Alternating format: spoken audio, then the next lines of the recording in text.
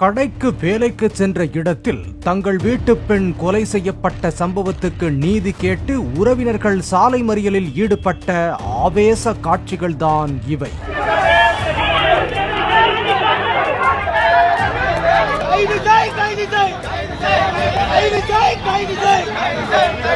நெல்லை down கீழரது வீதியில் உள்ள ராஜா toys and fancy மொத்த விற்பனை கடையில் திருப்பணி கரைசல் குளம் பகுதியைச் சேர்ந்த மாரியப்பனின் மகள் சந்தியா என்பவர் வேலை பார்த்து வந்தார்.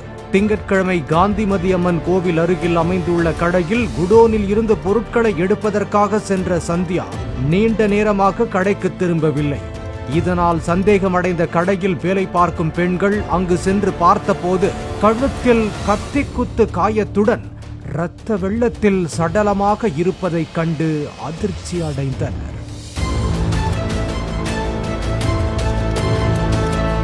தகவல் அறிந்து விரைந்து வந்த போலீசார் இந்த கொலை சம்பவம் குறித்து விசாரித்தனர்.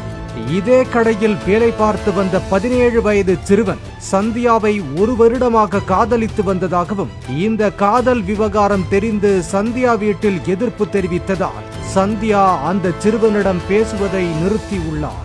இதையடுத்து சந்தியாவின் சகோதரியை செல்போனில் தொடர்பு கொண்டு சிறுவன் சந்தியாவை பேசச் சொல்லி கெஞ்சி உள்ளார்.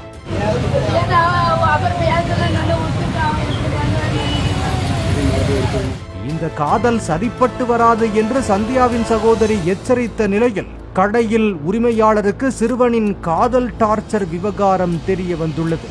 இதையடுத்து கடந்த 4 தினங்களுக்கு முன்பாக அவனை வேலையில் இருந்து நிறுத்திவிட்டதாக கூறப்படுகிறது.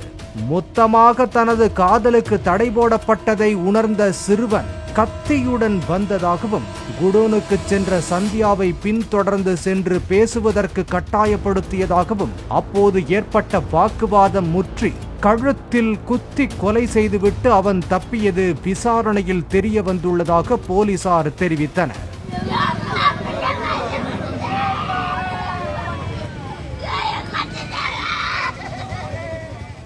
இதற்கிடையே சம்பவம் குறித்து தகவல் அறிந்து திரண்ட சந்தியாவின் உறவினர்கள் கதறி அழுதபடியே தங்கள் வீட்டு பெண் கொலைக்கு நீதி கேட்டு சாலை மறியலில் ஈடுபட்டனர்.